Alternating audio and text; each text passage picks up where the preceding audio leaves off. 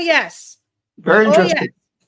It is being alleged. Key, if you everybody think people, think about those that travel all about. Lots of people travel all about, but you will know what I mean. Serious connections to people inside this gentleman's law firm. Well, So you so remember we a must, couple of years ago, not to cut yeah, you go off, but you ahead. remember a couple of years ago, he did give the feature address at Mia Motley's convention. Could you say that again? I didn't hear you. No, Repeat that, I please. said you will recall about 3 or 4 years ago, he did give the feature address at Mia Motley's convention. Oh, I see. Okay, so you're just giving me that fun fact. I don't know anything about that. It's just a fun fact that he gave a speech at one of the, would be like a BLP convention here. Yeah, Oh, I see. Okay. All but right, you no see, problem. I just a what fun what fact, what? not connected to anything, just a fun fact. Go Yeah, ahead, sir. what is very disturbing, very very disturbing, is the fact that we are left with one alternative, that we know, legal alternative to end Mhm. this, is through a constitutional appeal to the court, Yes. a judicial review, sorry, to the court. We have had the father of the AG, Charles Wilkin, who has penned a very damning letter uh, uh, regarding the constitutionality of this law and all the shortcomings of it. I would have thought, given that Charles Wilkin is a KC and has a very prestigious, perhaps the most prestigious law firm on St. Kitts and Nevis, and given his enormous financial capability, that he would have done yeoman service and gone after or seek redress in the court. But everybody's watching everybody.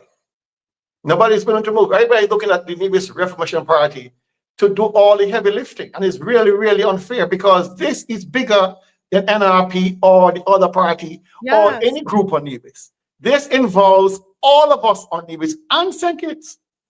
Because if Nevis was to come on the domination by these settlers, who is next?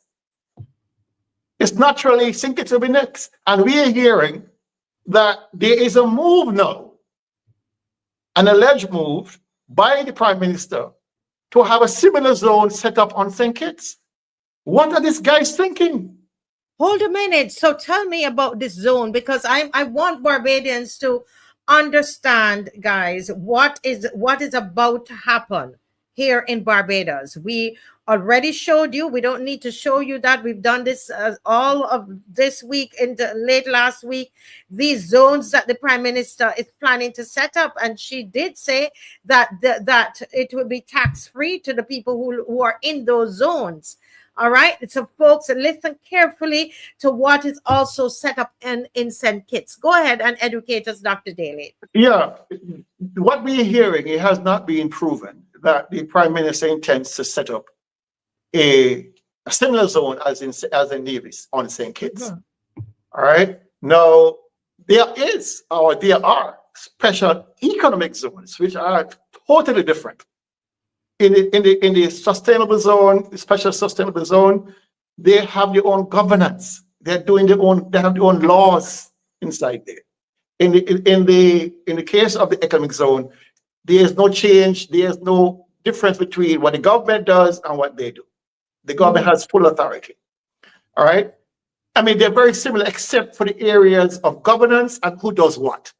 In the special zone, special sustainable zone, the developers are the ones who have to put in all the infrastructure: water, power, communication links, schools, hospitals, churches, whatever. All right? They pay no taxes. They don't want any policing in their area. They don't want any government regulations in the area. They want to do the things they want to do. They want to have their own country within a country. That's basically what it is. And now the politicians on Nevis and St. Kitts don't like to hear that, because it's a stretch too far. That is not a country within a country, not a state within a state. It's a semi-autonomous zone. What the hell is that? What What is is that? You're what not paying you any are you are you taxes? are you are ceding the power of the state, the authority of the state, to an entity, a private commercial entity. How the hell does this work? Sorry about that. But how does this work? Yes. It is crazy. You are Wow. giving constitutional power to a private enterprise.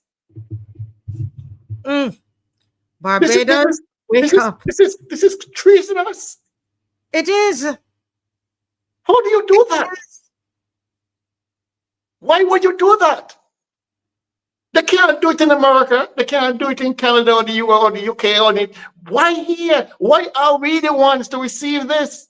Why are we so blessed to receive this nonsense? We endured 400 years of slavery. We have now come into our own with our own patrimony. And these guys are just giving it away as if it means nothing. That same area is ripe for development. It's basically unencumbered, is open land, thousands of acres. Yes, sir. Our proposal was, listen, let us put in the infrastructure. As a government, we will invest in the infrastructure, the roads, water, power, communications. Allow the divisions, who are all divisions, by the way, Marcia, who Mm-hmm. own that land. I think it's probably the largest single stretch of land owned anywhere in the Caribbean by locals. It is a huge stretch. All right? Allow those landowners to derive an economic benefit from having Mm-hmm. that land developed. Give them that empowerment. Do not give it away to somebody else. All the landowners want in that area is access. The roads are terrible to non-existent. All right? But the area, the landowners want to develop it, but they don't have any access. These are people who are paying taxes. Yes. They pay the taxes every year. We don't fail. The taxes are now due to go up in January 1st. So they pay even more taxes on the land that they have no access to. And we're saying, empower these people. Allow them to create their own developments. If you want to have a special economic zone as part of that development, fine. If you want to have a free zone, fine. If you want a hotel, fine. We need housing. The village of Brown Hill is hemmed in right now. If that zone goes into effect, Brown Hill cannot expand to the west. It's hemmed in. You need to create housing. We have a housing shortage here on Nevis. It's a crisis. And you're telling me you're going to take all that land and give it away. And government is complaining they have no money to buy land. Well, if the government is willing, if the landowners are willing to sell to government $5-6 a square foot, that is good price. But people need to be provided with housing and access to their properties. They need to be provided opportunities that they can manage and develop. There's enough capacity in Singleton Nevis to develop that property, those lands, but we have no access. We had a proposal since 2017, the NRP that is, to build the infrastructure, to own the lands up, to create opportunities for locals. And the Premier said, well, these people are coming, so let them do it. Oh my goodness. Let them do it. The road is going to cost between $20 and $40 million. Let them do it. I'm Dr. Daly. My heart is just hurting listening to this, thinking about our journey together as Black people. We don't want to make it a black and white issue, but it is. It is when you're going to bring 10,000 people that don't look like us, right? To come to build to actually set up. It sounds to me, based on what I read, not just what you are saying, because I did my homework and we've had other guests on the show. It does sound like a country within a country. And so you have it's almost like it's a hostile takeover of Nevis. And the black people in Nevis will be outnumbered for the Yep. first time in history.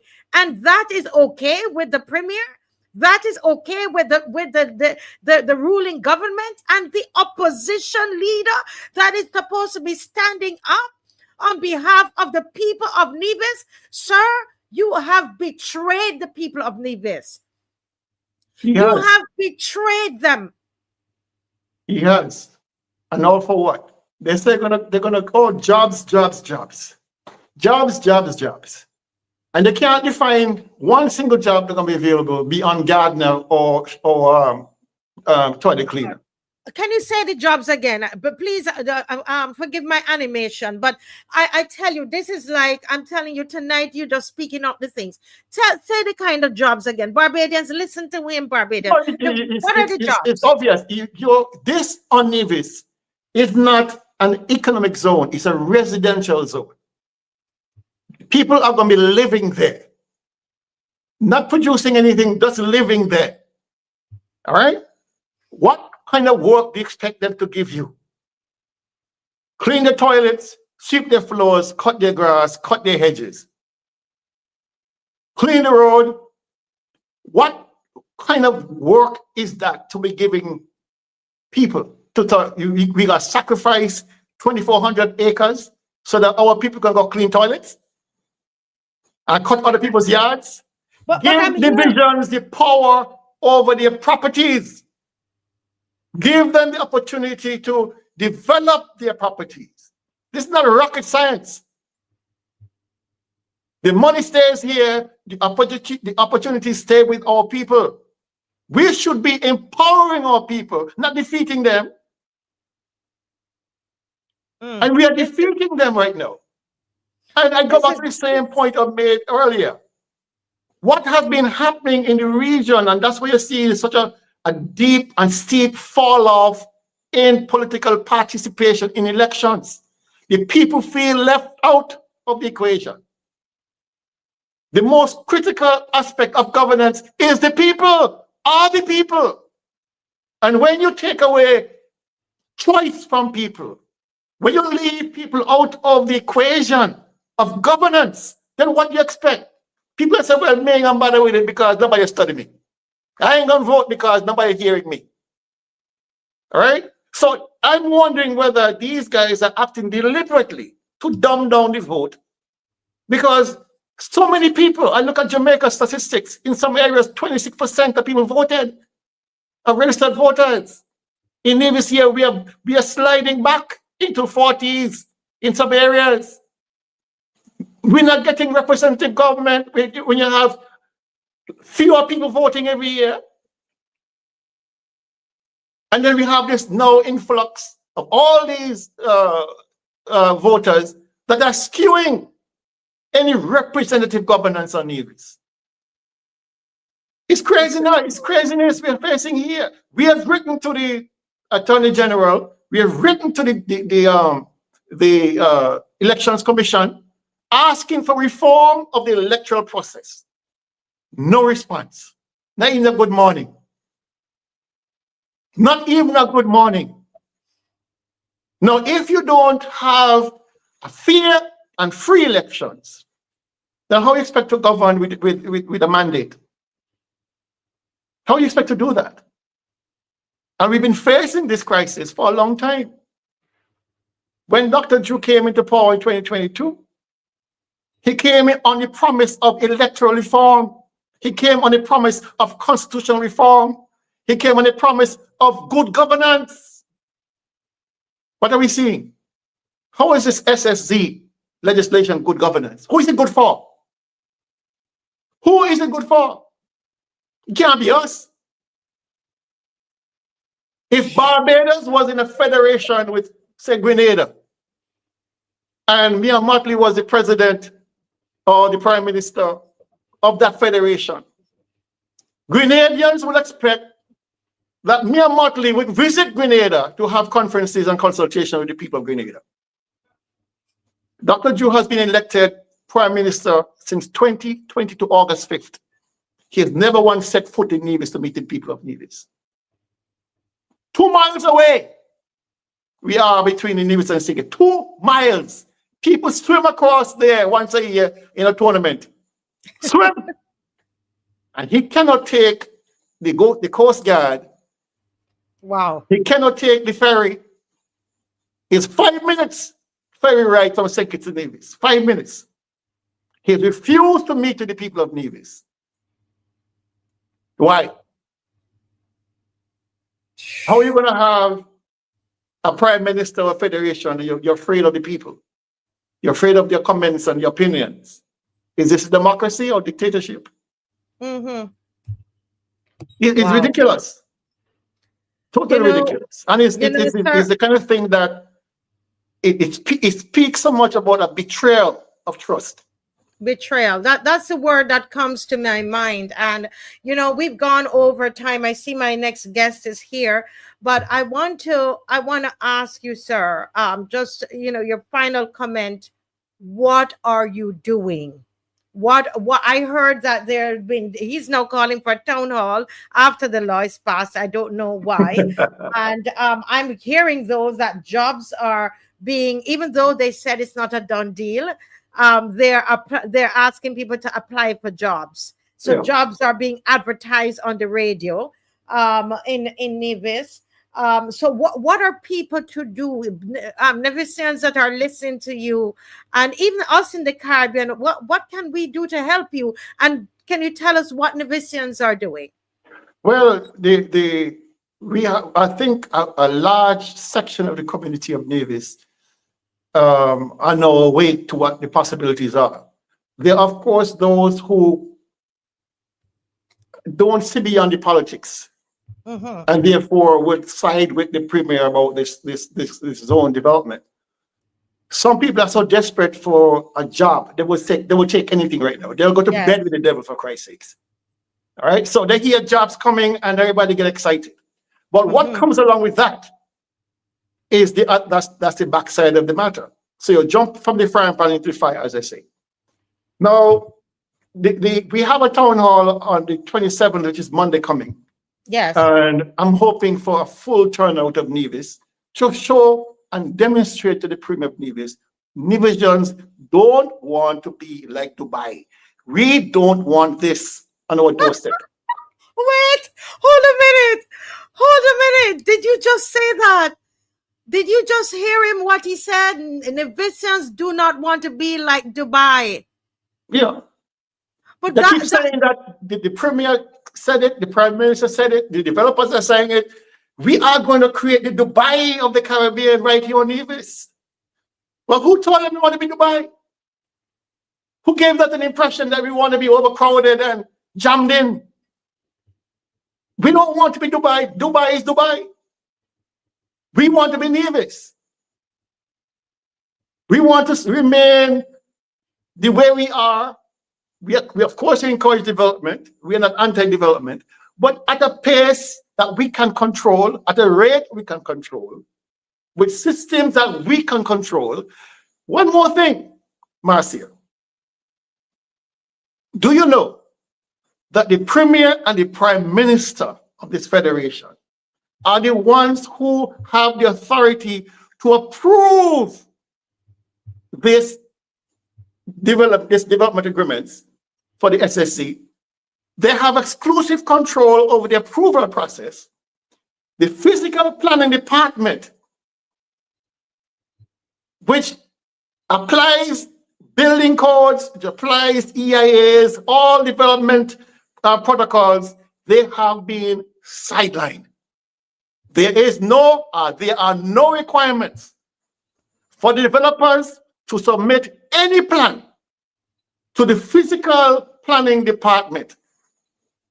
If I want to put a septic tank in my yard, I have to go to physical planning to get permission to make sure it's built to specifications. If I want to put a drop shed over my garage, I have to get physical planning permission and their blessings to make sure if a hurricane comes, it don't blow away. But why is it then you have $1 billion investment with no safety guardrails at all? So the premier just have to sign it and says, it is done. Do what you want. Build how you want. It's crazy. It's absolutely ridiculous. One standard for them and another standard for us in a democracy.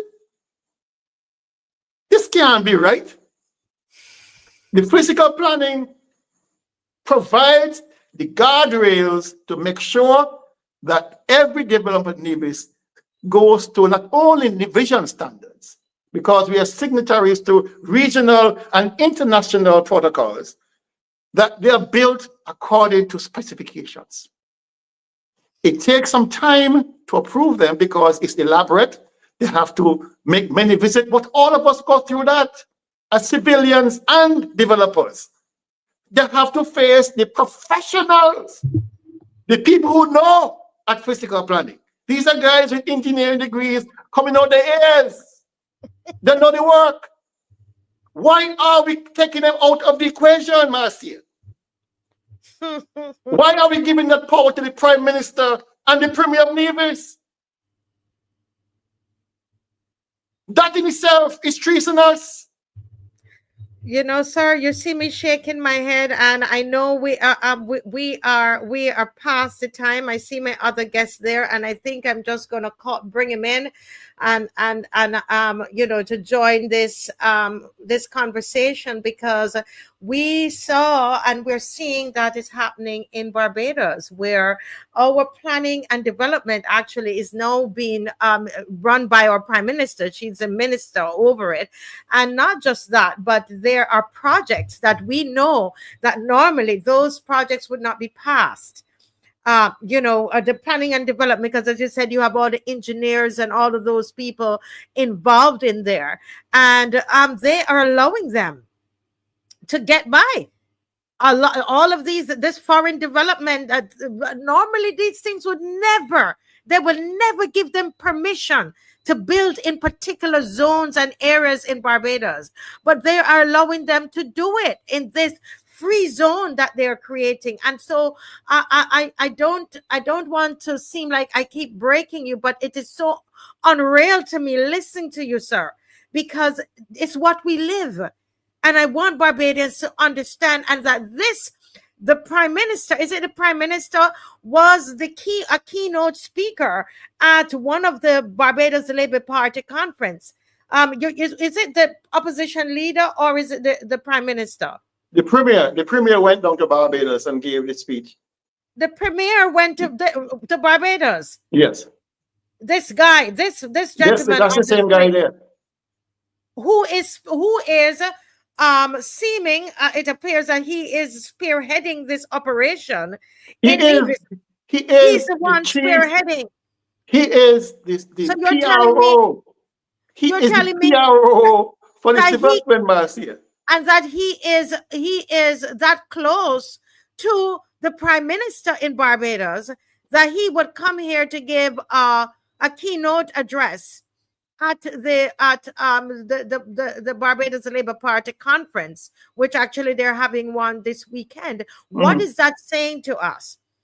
And it will be very interesting for Barbadians to know that particular person that is so connected to this man's law firm here in Barbados. So there is a connection, Dr. Daly. Marcia, what I want to have the people of the Caribbean understand, that Nevis might be a test case, and if they succeed in Nevis, who is next? Which government in the region who are cash-strapped, broke, GDP staggering, I mean, slowing down, and national debt going through the roof, are they strong enough to withstand this? I question myself. How is it that we are not hearing, except for this broadcast on Barbados, we have not been getting any traction next door in Antigua, Montserrat, St. Martin and Anguilla, Statia, St. Lucia, St. Vincent. We're not. It's like we are caught in a time warp here. And I'm sure by now CARICOM heads must have wind of this. Are they talking to the Prime Minister, Dr. Drew, quietly and say, boy, pull back on this nonsense? You're going too far with this nonsense. I thought CARICOM was the place that people spoke, among themselves, a little sidebar and say, boy, Prime Minister Drew, I think you're making a mistake with this. You should not be ceding your authority to any entity, and especially a financial or a business entity. How do you do that? It's unheard of. It's unheard of. And they're trying this new experiment to see how far they can go, to push the envelope as far as they can go, to make sure that they can govern themselves, And so what we do, the Premier has been backtracking because a key component of their salesmanship of this, the Attorney General, Garth Wilkin was on it, the Premier, the Prime Minister, the former Prime Minister, all of them were talking about the beauty of this is a sustainability factor, that they will provide their own power, their own water, their own infrastructure, yada, yada, yada, the whole 9 yards. We are now hearing from the Premier himself, Mas, that they no longer will be required to provide their own energy because they will be twinning or investing in geothermal needs. They no longer will be interested in building their own port because they're going to invest in the port at Long Point. They're no longer going to be looking at hospital in your zone because they will be investing in the hospital in Nevis. So where are we going? Wow. Slaves back again, answering to people that once dominated our forefathers 400 years ago? Are we this incompetent? This blind that we can't see the play? The same play that Christopher Columbus played on the Indians back in 1493? Give them beads and mirrors in exchange for gold and diamonds? And is that where we're going back to? It is ridiculous. If you don't understand your history, you're bound to repeat it. You are bound to repeat it. We should be elevating ourselves, not going backwards. These guys are pushing us back under slavery, under the yoke of somebody else's leadership. That's what is happening. We are ceding our sovereignty, our rights to this little piece of rock, to people who came 400 years ago, now coming back again. It is ridiculous. And these leaders, whether on St. Kitts or Nevis, whether the Prime Minister or the Premier, or whether you're a cabinet minister, all of them should be ashamed.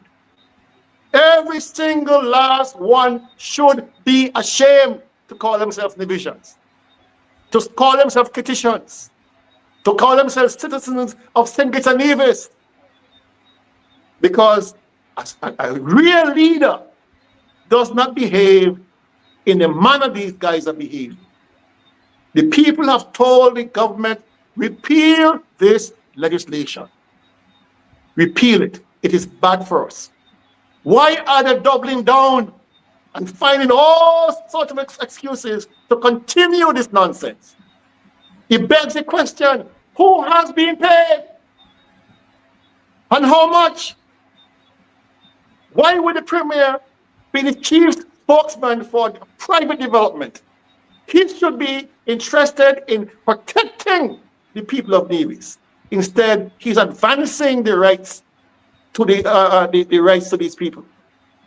He should be interested in making sure divisions are protected, that they're empowered. What is he doing?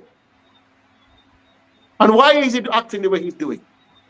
For years, he kept it secret from us, denying it. Oh, no, you guys are just making noise about nothing. Where's the noise now? The noise turned to be true. They have been quietly selling this country out rather than protecting the people of Nevis. Acre by acre, dollar by dollar. They've been taking advantage of the people of Nevis. You see, Nevis people are very gentle-minded people.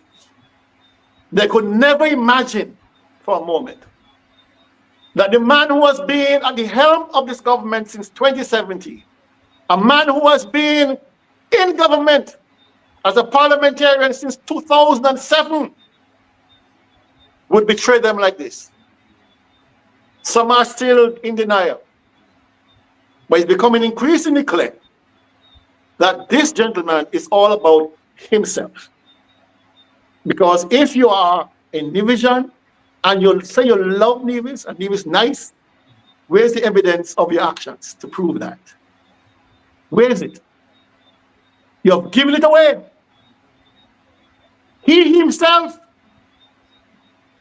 has been calling Nevisians to tell them, man, sell the land. Why are you holding on for it for? Sell it. Imagine that. The premier of this country calling Nevisians to tell them, sell their patrimony. These people want all of it. They are friends of mine who have land in the proposed zone. They have offered jealously to sell some. No. No deal. They want all of it. They don't want us black people among them. They don't want any islands among that development. They want all of it. They want a contiguous border that they can defend, they can build out, and do whatever they feel like. So they don't want me or anybody look like me in their midst. And so this idea that Nevisians have that they can sell peace and hold back some for their children, no deal. They want it all. And the premier of this country is out front, not defending people, but telling people, sell your land. The land ain't got no value. Once you got money in your hand, the money has value. The premier is telling people that. My God. My God. What manner of man is this? What manner of man is this? Persons have used their lands from time immemorial to go to the bank, to leverage loans for their children's education, to buy vehicles for their businesses. Now, if they sell their land, what do they have left? Cash in their hand? To do what with? To do what with? One guy told me, listen, for 25 years, I've been using the same acre and a half of land to educate my children and build businesses. 1 acre and a half. How does he operate now if he sold that? Where would he get the leverage from? This is the criminality of this premier, that he knows the value of this land to people's lives. And rather than telling people, listen, do not do this unless you feel comfortable.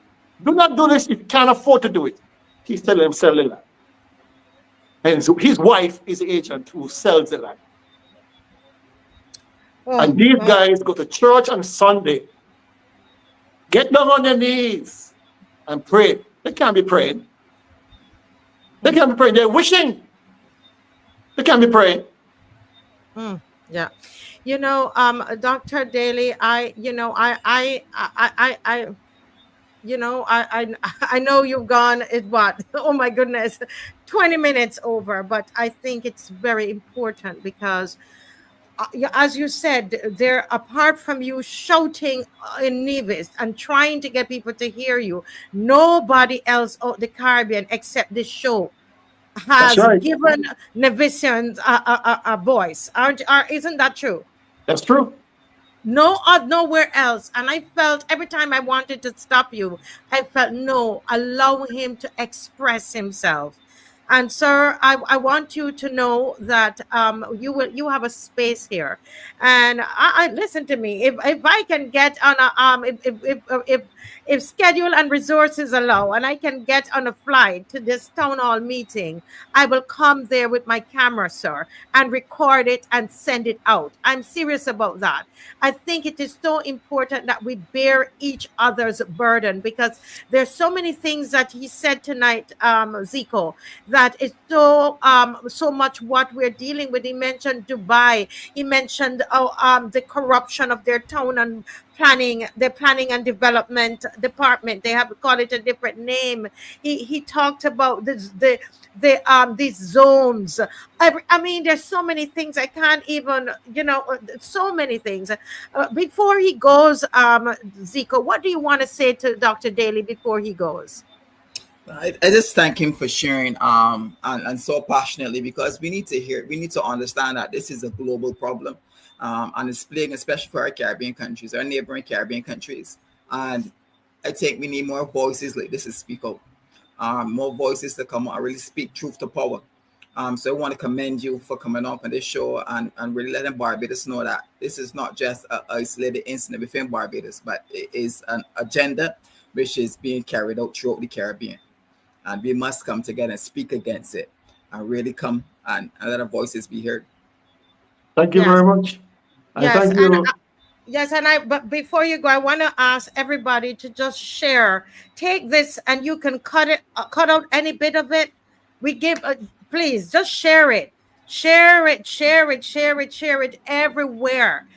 You can put it on whatever you want to do with it. Cut it up, do whatever you want to do with. Just help us to get this word out about what is happening in Nevis, guys. We heard and we are responsible. What's your final word, Dr. Daly? Well, you mentioned something very interesting earlier, at the top of the show, when you said we in the Caribbean, especially down Island, we have this great view and admiration for Mia Mottley.